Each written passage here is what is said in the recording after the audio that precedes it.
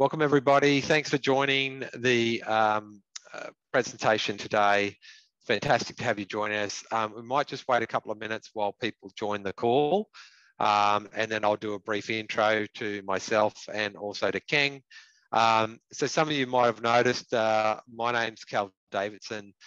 It's not Jason Atkins. So Jason, who was going to be presenting today from Cake, has been unexpectedly caught up in another matter, and I've actually stepping in. I do a lot of work with early stage founders around ESOPs. So hopefully you'll find that the replacement is adequate, and we'll get through some good topics.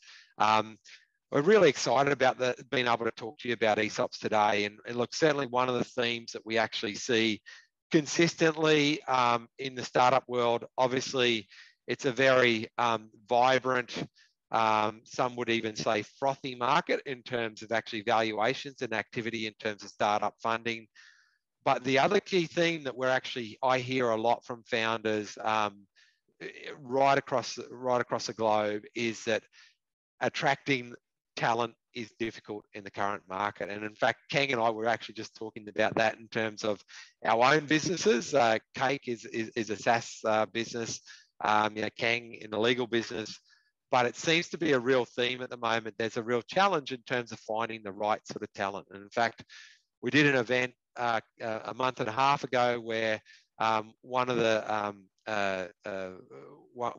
panelists, who was actually a VC who invested a lot in Indian startups, was saying that the sign-on bonus in India to get an engineer to join is give them a BMW, right?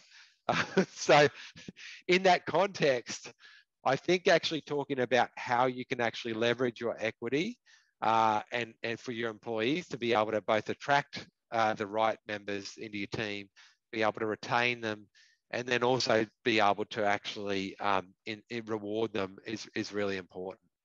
So I guess with that, let's kick off. So really brief introduction to myself, and then I'll hand over to Keng. So I'm Cal Davidson. I look after partnerships at Cake Equity. So Cake specialises in helping startups with two key problems. So firstly is helping them streamline capital raising.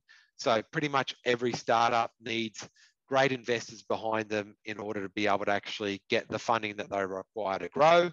And then the other element that we help with is unlocking the power of your employee equity, and specifically that's via helping streamline and automate the ongoing management of your ESOP. If you're not familiar with the term employee share option plan. So that's a little bit about Cake and a little bit about what I do. We work closely with a range of partners, legal, accounting partners, to support our clients as they go through their startup journey. And one of the partners that we're very fortunate to work with is Foxwood, who have a lot of expertise in the Singapore and Southeast Asian market around this topic. So Keng, I'll hand over to you to do a brief introduction. Hi, thank you, Carl. So, hi, my name is Keng Hao, and I'm a director from Foxwood. Foxwood is predominantly a corporate law outfit here in Singapore. We have been around since 2016, 2017. Foxwood focuses a lot on corporate advisory and private wealth. For corporate advisory, we do a lot the run-out-of-mill M&A, mergers and acquisitions. We do fundraising from seeds, Series A, Series B, all the way to IPO, right? And for this, we work both for the investor sides, we work for startups. We are very familiar with what's going on in all the fundraising aspect.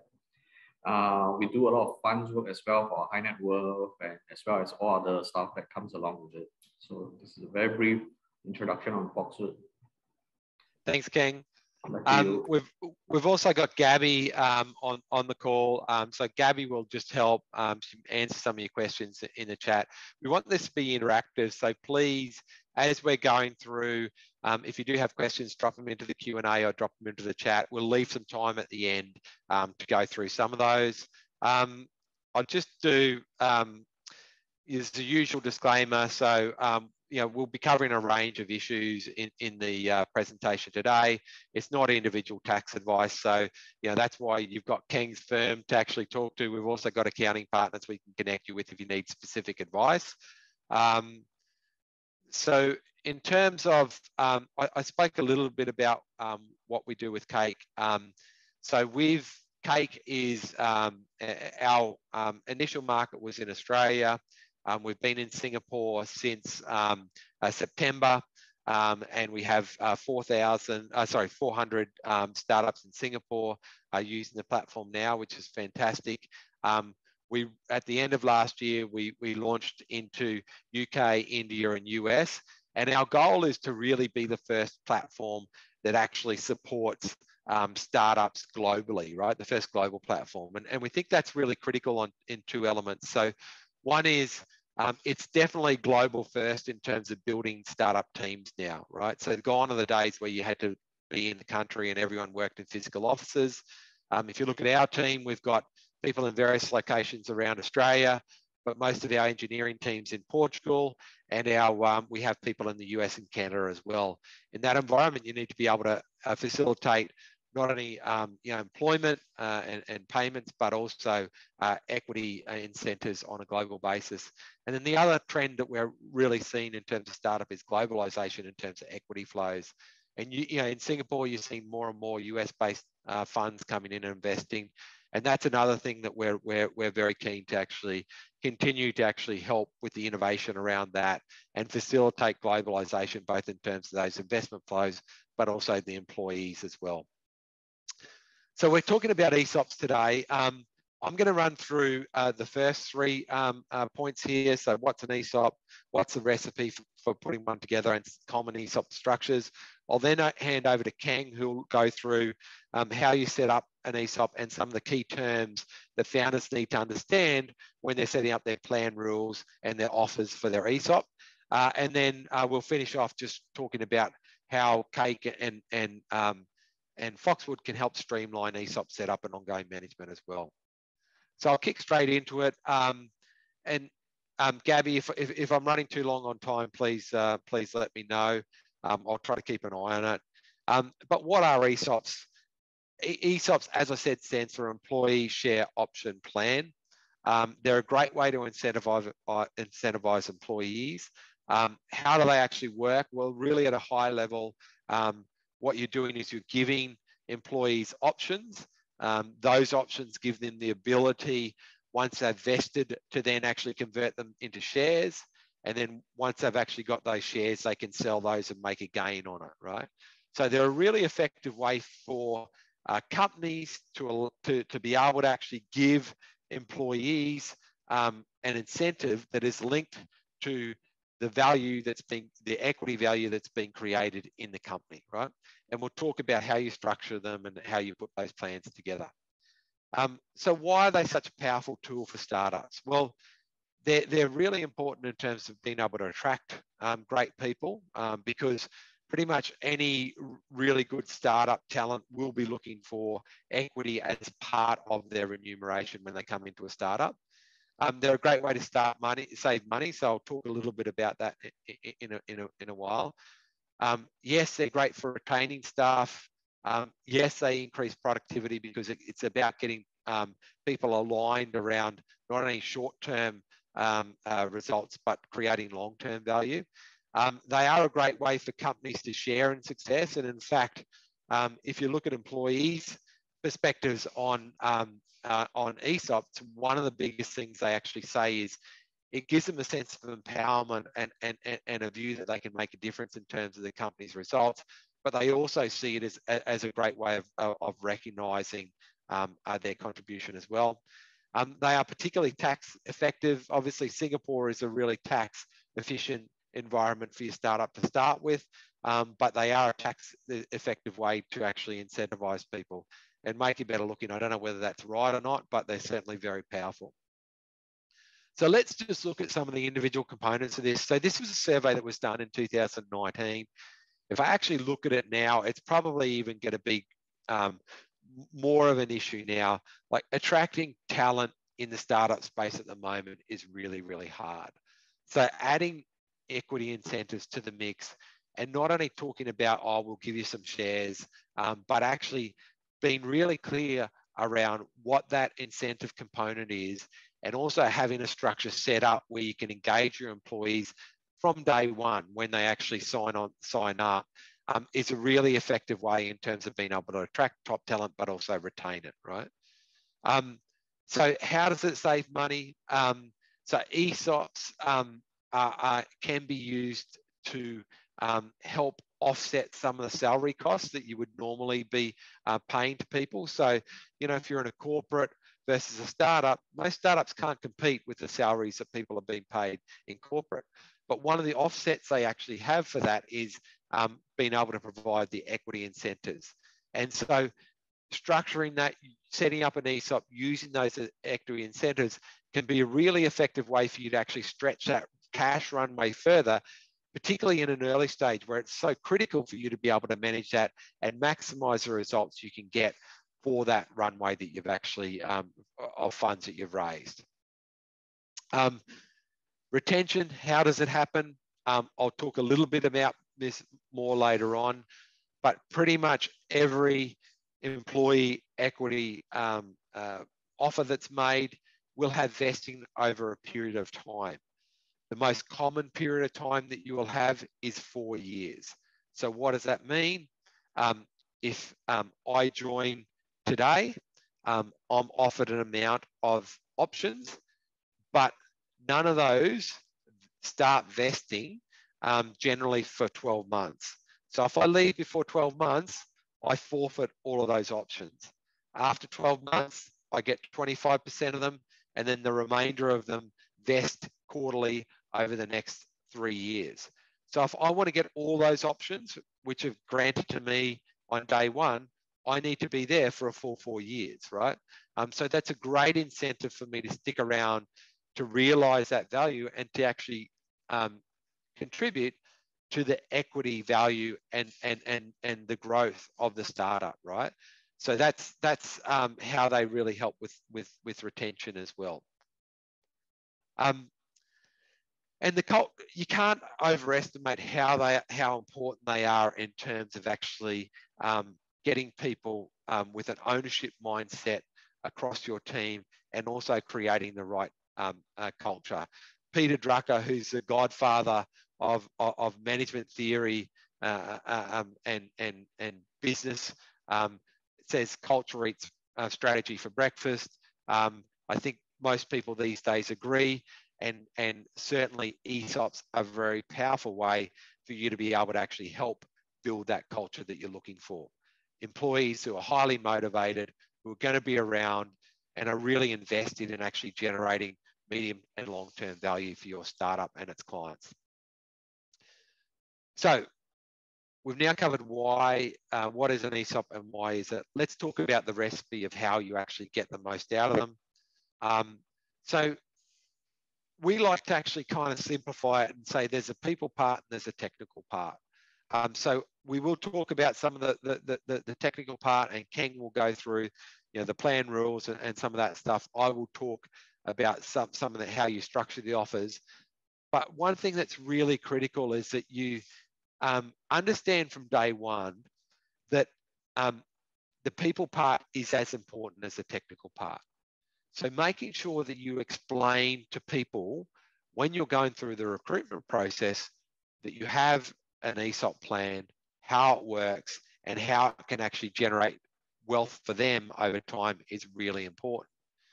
Once they're actually on the plan, keeping them up to date around what's happening with those vesting, keeping them up to date with how the valuation of your startup is increasing, and how that relates back to the value that's been created in that option plan that you've given them. It's really, really critical, because what you don't want is to be in a situation where you're giving away equity, but the people that you're giving it to aren't really valuing it. You would never do that to an investor. You would never give away free equity. So don't do it for your employees. Make sure they understand what the ESOP is, they understand how it works, and you're continually reinforcing the value that's being created through that, and how they can contribute to value in how they can contribute to that value creation as well. So let's just go through briefly the people timeline. So, it needs to ultimately be linked back to your company strategy, and you also need to have a understanding of the framework that you're going to use to actually allocate ESOPs across your teams. Now, some startups might only use them for senior employees. Some startups might use it for every employee across the startup. Neither of them are right or wrong. It's up to you, but you should have a framework in mind in terms of how you want to actually use those equity incentives across your startup. You need to be able to communicate to your team. What is an ESOP if you're standing it up for the first time? Or if you're going through that recruitment process, as I said, part of the actual recruitment process is talking to them about it, making sure they understand how it works and how it can create value for them. You'll need to do follow-up stuff. Once you actually give them the options, then it's about keeping them in touch as you go through, and you go through vesting, which is, as I said, it's over a 4-year period of time. Now, fortunately, you've got platforms like Keng, which will automate all that time-based vesting. I participate in the Keng ESOP. Every time there's a vesting event, I get a notification saying, hey, congratulations, Callum, you've just received X amount of shares, right? Connect it to performance updates. Connect the ESOP value back to the funding rounds you're going through. So bring it to life for your employees. And again, the Keng platform really helps that, because you can use it to send out communication to your team about what's going on with it. And then there's a technical timeline. So Keng will cover off quite a lot of it, the plan rules. You'll need resolutions and approvals from your existing shareholders to set up your option pools. You'll need to be thinking about the grant size and exercise price. I'll be covering off a little bit of that at the moment. And then it's sending and getting the offers signed, and then it's managing the ongoing vesting, and then the eventual conversion of those options to shares. So there's a lot to do, right? But if there's one message that I really want you to walk away with is, having partners like Keng and a platform that can streamline setting up an ongoing management will make an enormous amount of difference, both for you, but also your employees. And then also having partners who know what they're doing in this area, like Keng, is really critical, because what you don't want is to get a typical lawyer who might be a litigation lawyer who knows nothing about ESOPs to do this work for you. You need someone who knows startups. You need someone who knows how ESOPs work to start up. And the most important thing on this slide is, again, it's critical that you're actually able to bring this to life for your employees. The last thing you want to be doing as a founder is giving away equity and not getting value for it. So make sure you're actually setting it up properly. Make sure you're managing it properly. Make sure you're using a platform like Keng that's actually giving visibility and can bring it to life for your employees. So I'll now talk a little bit about most common ESOP structures.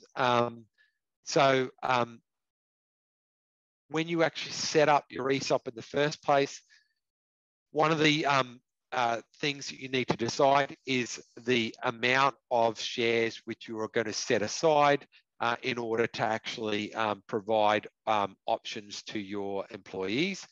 We call that an ESOP pool. A typical ESOP pool for early stage startups will be 10%. So that means effectively you're setting aside 10% of the shares of the business to be, of your startup to be allocated out to employees, which can eventually convert into shares and give them that percentage ownership, right? So as you go through the funding rounds, then you go to a pre-seed round. It says there you might need a top up. Generally, you won't need a top up at that point in time. But as you get to a Series A, or certainly by the time you get to a Series B, it's very, very common that you will actually have, you will be requiring to actually top up your ESOP pool, perhaps with another 5 or 10%, because you will have allocated out all of that, those initial pool of shares to the employees through that initial growth phase, right? And certainly, when you are actually dealing with more sophisticated investors, most of them will require that you actually have allocated the ESOP pool before they invest in you. Because if you allocate that pool after they've invested, then their shareholding is going to be diluted by the amount that you've actually created. So if I invested in you today and then you set up a 10% ESOP pool tomorrow, the value of my share or my shareholder percentage essentially has been diluted by 10%, right? So it is important that you think about it early, because most sophisticated investors will want you to actually do it, and they will want to know that you have an ESOP in place to actually attract and retain top talent as well.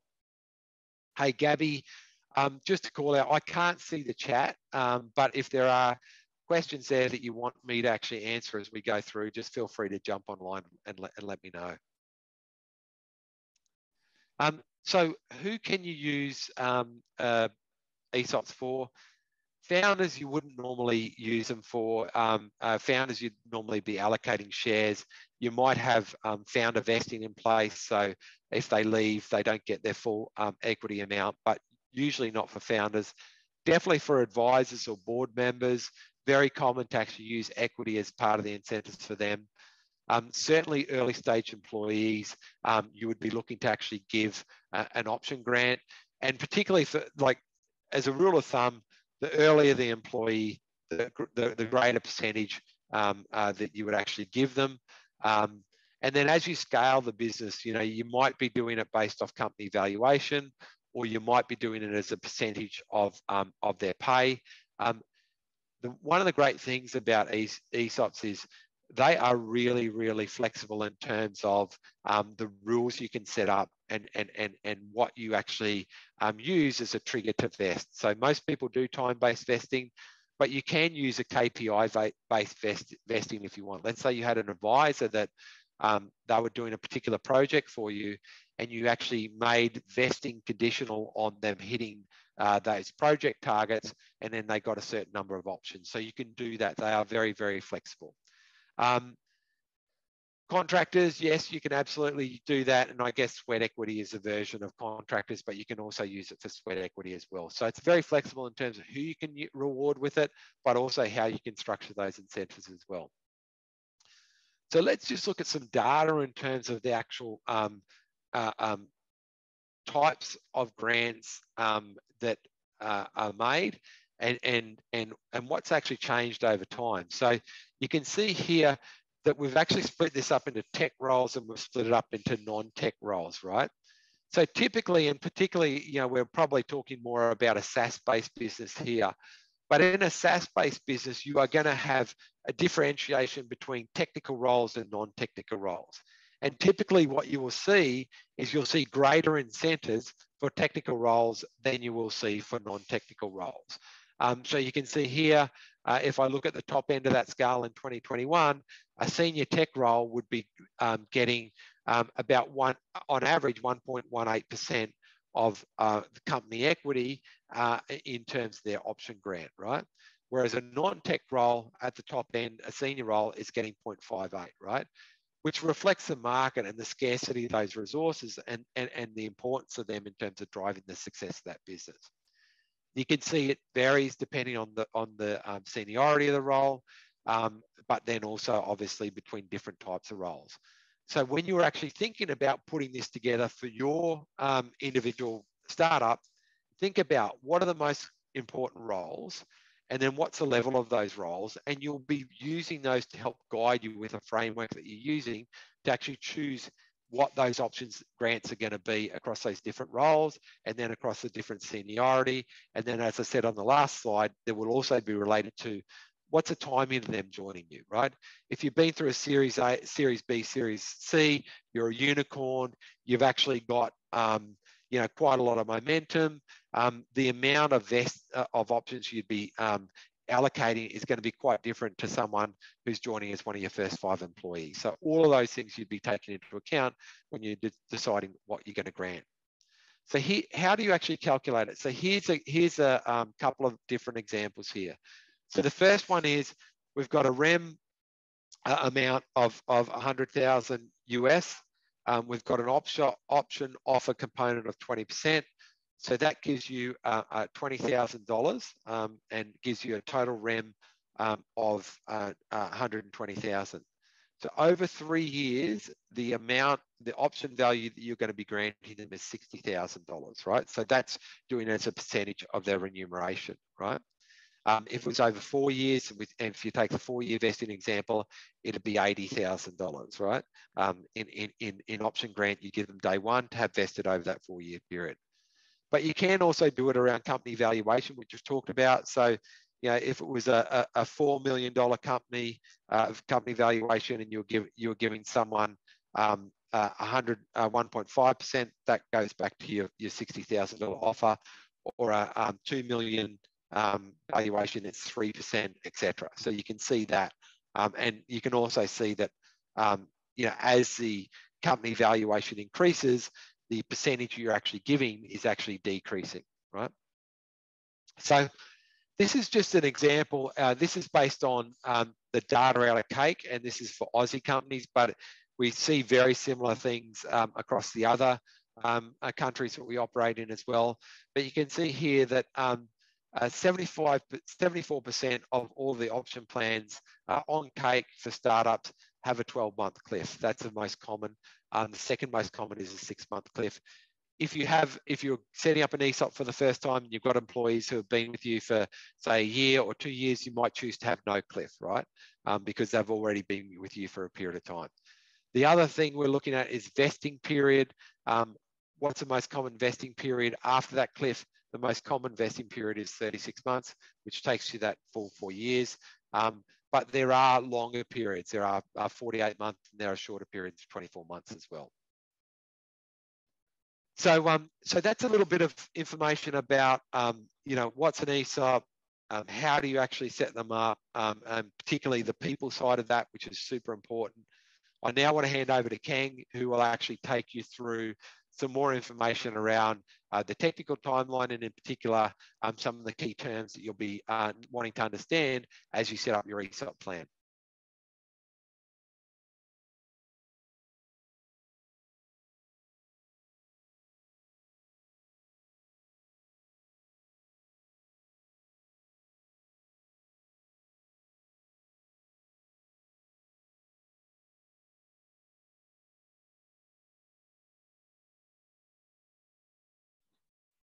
Hi, thank you everybody. So here we are talking about setting up an ESOP.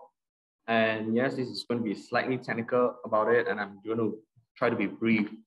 Right, the first important thing you need to have is, of course, the ESOP documentation. When I say ESOP here, it is the same as an ESOP, which is an employee share option plan or a scheme. You're going to need a documentation, which includes, the most important one is the plan rules. These rules sort of set up all the important parts of the ESOP. You're going to have the eligibility, you're going to put in the cliff, the vesting, the period. So the plan rules are what is going to be the most important stack of documents for the ESOP.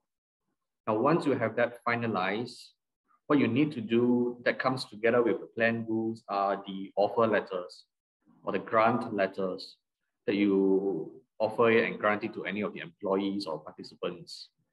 Follow up with an acceptance letter from them, and when the time comes, an exercise of the option letter. So this set of documents form out what is the ESOP documentation. All very important and all very crucial to be precise about it. Because once you set it up, it could be quite a hassle to have terms amended and all that, especially when your shareholder pool become bigger. Now, the next one is about generating offers and monitoring of options, right? So this can typically be done in-house by your team. It can be outsourced to a company secretarial team, or in the case of Cake, this is fully automated. Everything seems to be key in the rules at the first part, and everything else is it's automated, right? This includes the exercise of options as well. Right, after the cliff, after the vesting period, where you'll be informed, you get the options the rights to exercise the options. And at the end of the day, the rules will set out a typical time to have the ESOP lapse. Typically, it could be 10 years, it could be any amount of year you set up. But there is flexibility built in the documents for you to extend it or for you to terminate it early, right? And if you terminate it early, all your vested options that have passed the vesting period, those stays, right? So the employees or participants are not at all affected if you decide to end the ESOP early.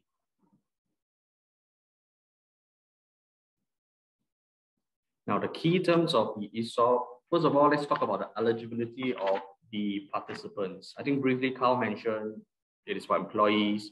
You could build in your advisors, you could put in consultants, directors. You can be very flexible, but what is important is this flexibility needs to be built into the plan rules.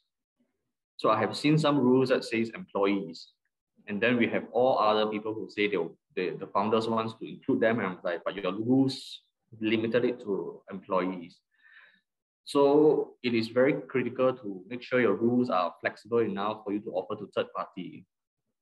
I think just one legal point to be mindful is the number of shareholders you have in your company. Now, if you have more than 50 shareholders, typically what happens is in Singapore, you can't be a private limited company anymore. You become a public company.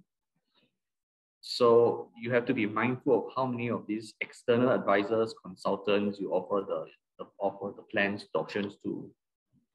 Right? The second stage is the grant of the options. I think as part of the rules, you should make clear what kind of options are being offered right here. The most plain vanilla ones are options that get converted to shares, ordinary shares. But I've seen companies who want to have a special tier, special class of shares to be issued to all these option holders and employees. So there could be preference shares, there could be non-voting shares, and all this needs to be clear what the option converts into, right?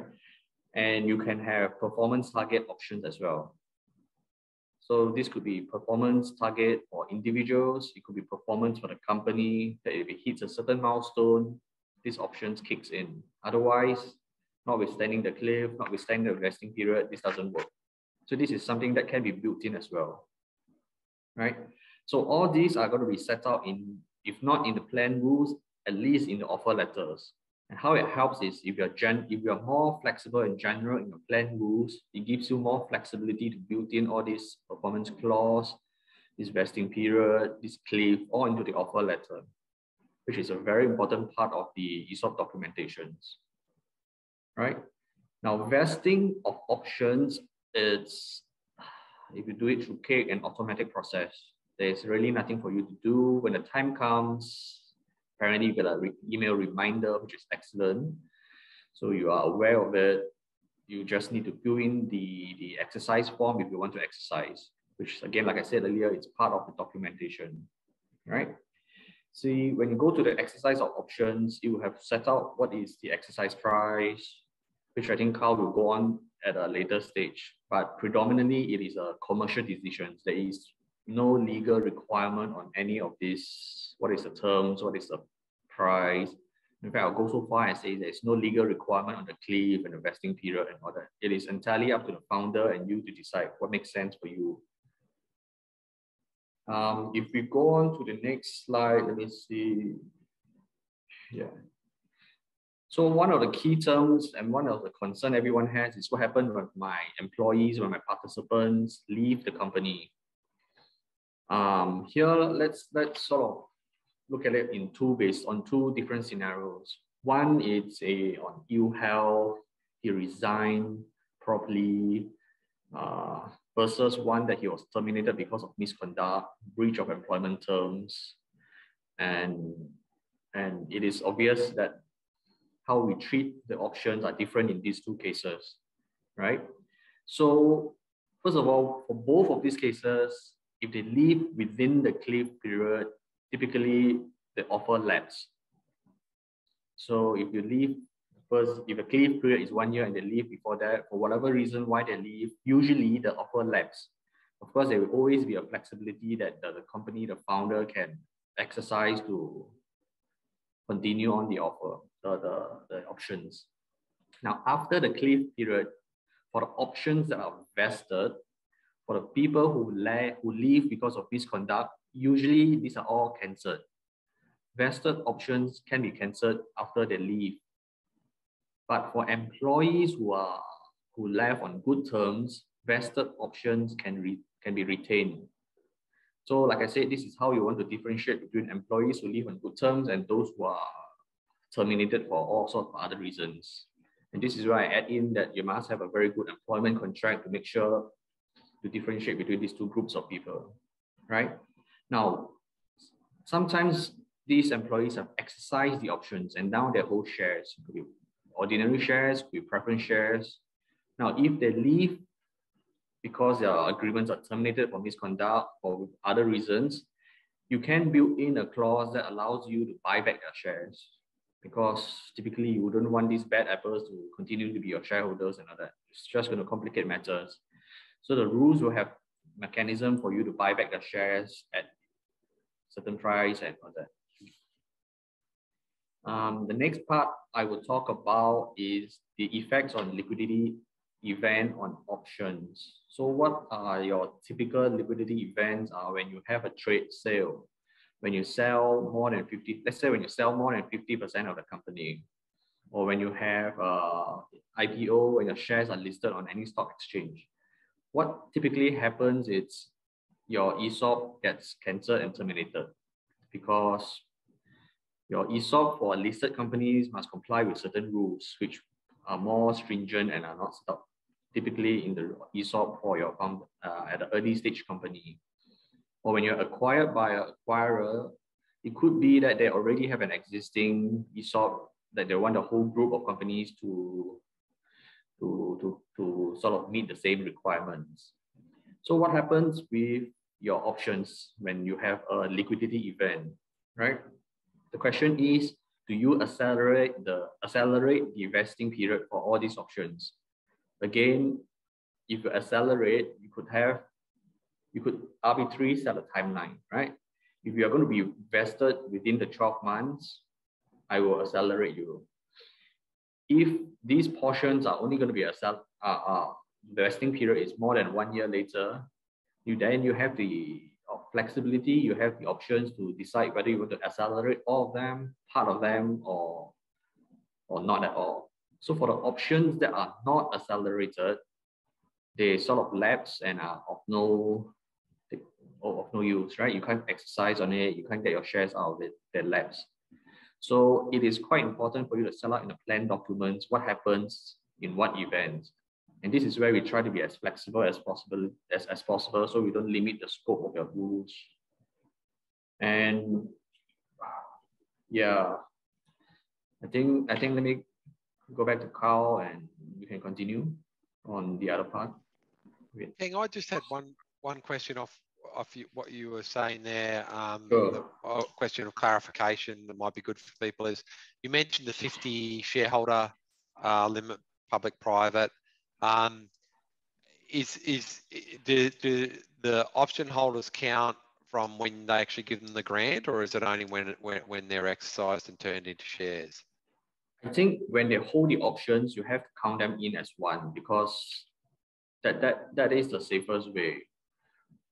But what is useful to know is, in the calculation of these 50 shareholders, employees are sort of disregarded. So you can have 200 employees, but these are not going to affect your 50 numbers of shareholders. So your shareholders, in this case, are your consultants, your advisors, and third-party people. Yeah. Okay. Thanks for clarifying that. That's great. No problem. So I just wanted to take a moment now to actually share show you the Cake platform quickly and talk a little bit about how we work with partners like Foxwood to actually streamline the setup of your ESOP. So if you give me one moment, I'll just go and pull up Cake.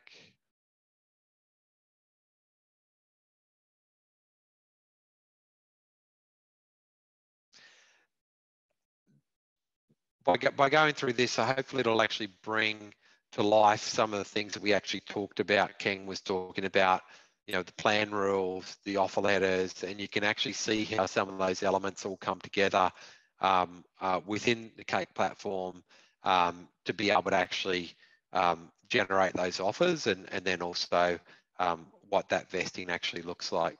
So let me just share now, just a moment. Okay, so this is just a demo company that we've got. It's Singapore-based company, so you can see their share register here. You can see percentages of ownership here. See diluted, undiluted ownerships, and if you want to drill down into any of those shareholders, you can see that. The thing that I want to really show you today is setting up an option plan here. So typically the process that we would have is if we have an early stage startup coming into Cake and you haven't actually set up an ESOP before, we would recommend that you go and seek legal advice from Foxwood to actually help you get those plan rules and the offer letters established.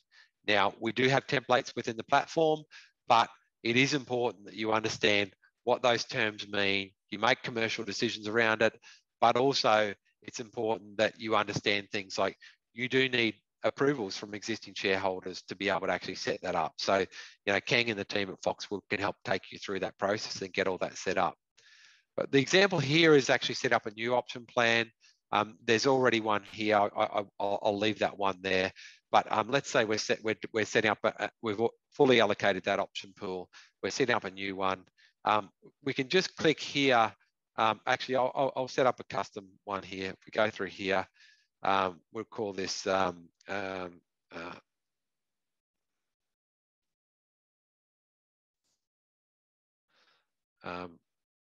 Keng mentioned earlier that they can convert to various shares. Let's say it's ordinary, but you could have preference shares, or you could have multiple types of shares. In here, you can just add another share type if you like. Could be preference shares, could be non-diluted, as you said. Let's say this is a top up and we're putting another 10% option pool. It'll calculate the numbers of options. You don't need to load in the option price, and you don't need to load in the exercise price. You can actually do that when you actually generate each individual offer. So I'll put 0 there for now.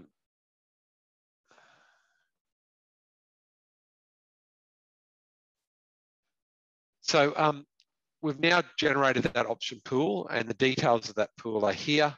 Now, if you come into the documents section here, we can actually upload documents here. So within here, sorry, if I go into contracts here, we can add a contract template. And so for this exercise here, we'll just actually use the templates that are available in Cake. But if you went through Foxwood, Keng and the team are going to get you set up with ESOP plan rules and also an offer letter template.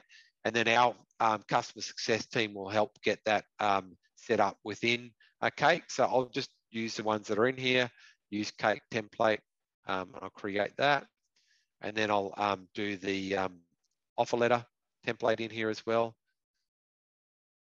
Okay, so I've created both of those. Now, the important thing about these to understand is that we've got DocuSign embedded into the platform. So if you're setting up a version of these from Foxwood, or if you need to change terms within the plan rules, you can actually change them in here, and then you just come back out and approve any changes you've actually made to those templates. But certainly when you're actually generating offers, it can be quite complex because you've got all the vesting rules and all of those sort of things. So having the contract engine built into here, having DocuSign built into here, being able to actually generate the offers really quickly will save you a lot of time and certainly save you from making a lot of mistakes. So let's look at how to actually add an offer here. So let's click add an offer. And let's say we've got a new option holder, that we're a new employee. Let's say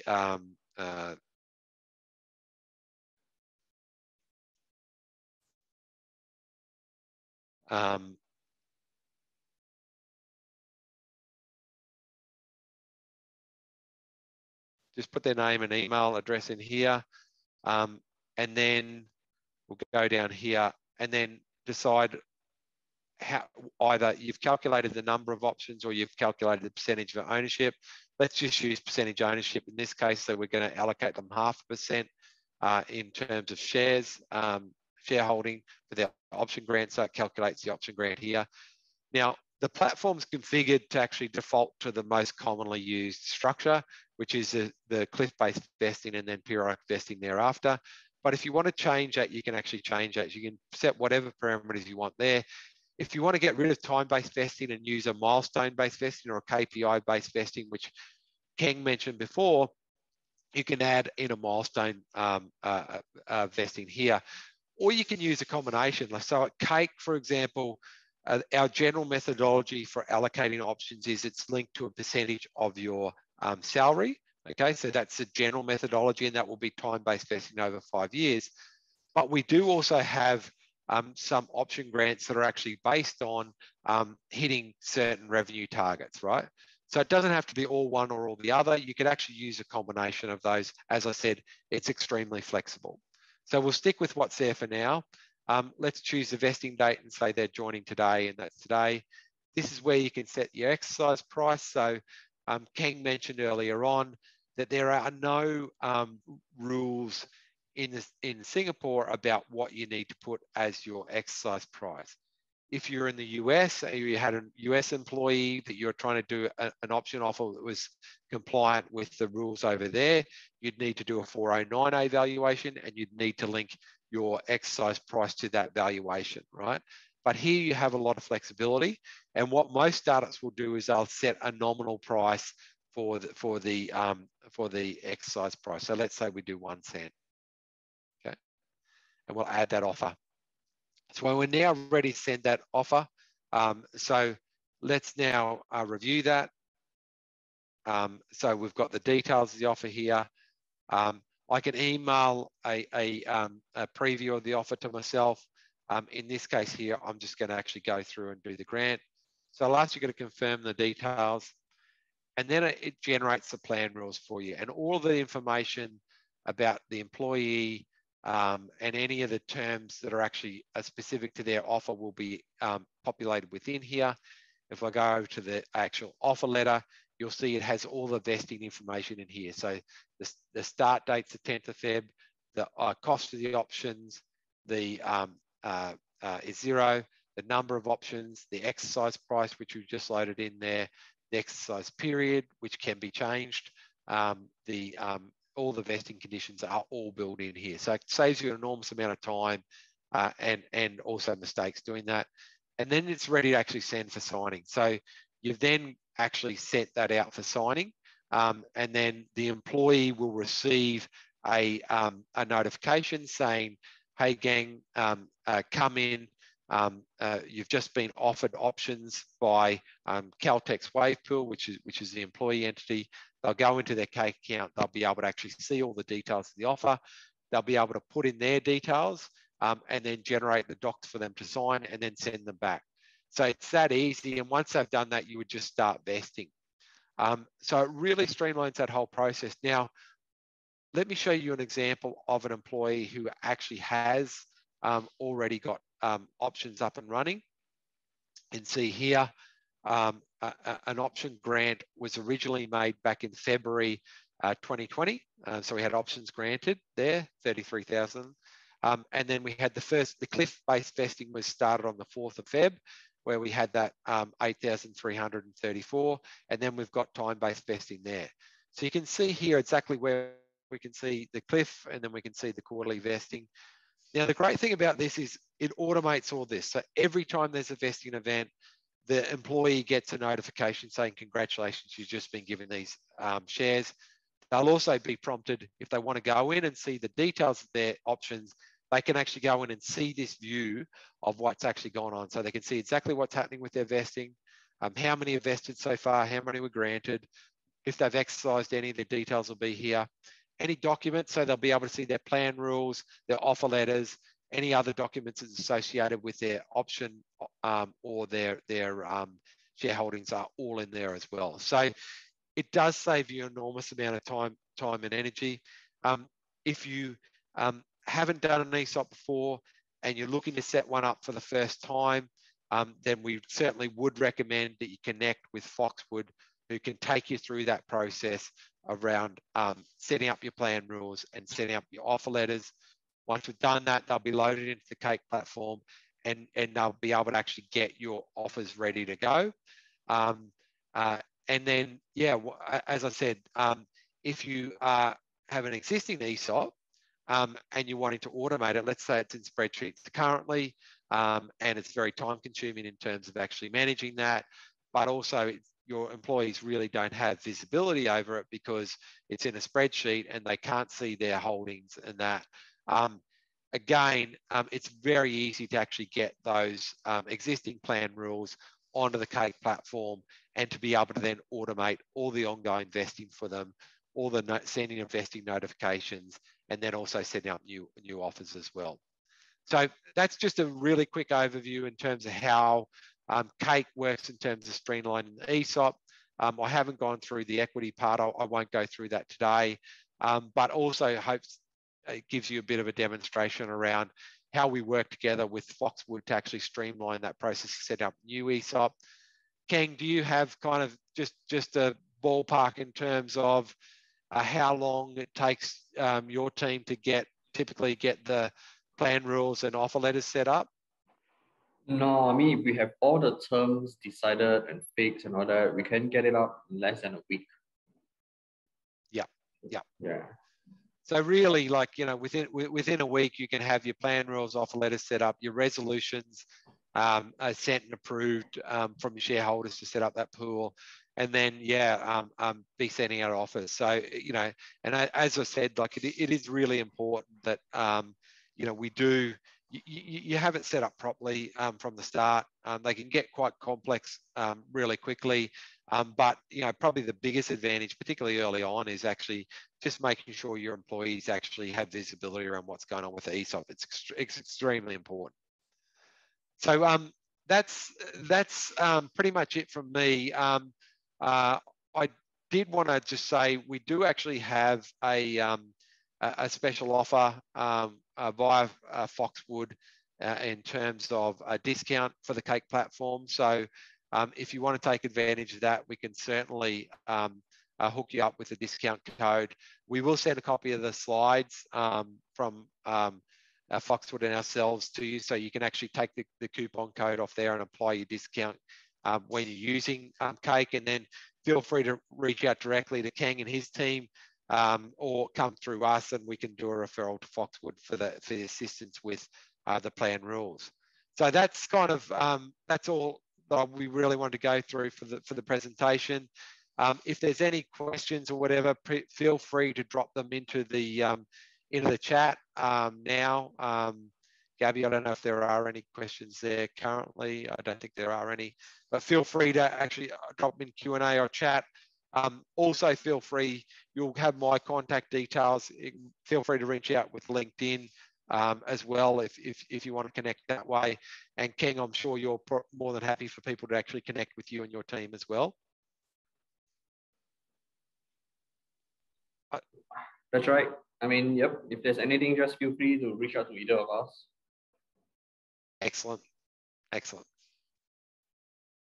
Thank you. And doesn't look like we've got any questions at this point in time. So I think what we'll do is, as I said, thanks for joining us. We're available to help with it. We will also be distributing a copy of the video from the presentation and also a copy of the slides as well. We also have a couple of other resources which we'll share with you. But yeah, if you need any assistance either with an existing ESOP, streamlining that, or actually setting up a new ESOP, you know where to find us. We'd love to be able to help you. And thanks very much for giving up your time today and joining us. And thanks, Keng, for joining us and participating in the presentation. No problem. Thank you very much. Thanks, Keng. Thanks. Cheers, everyone. Thank you all. Thanks, Gabby. Bye.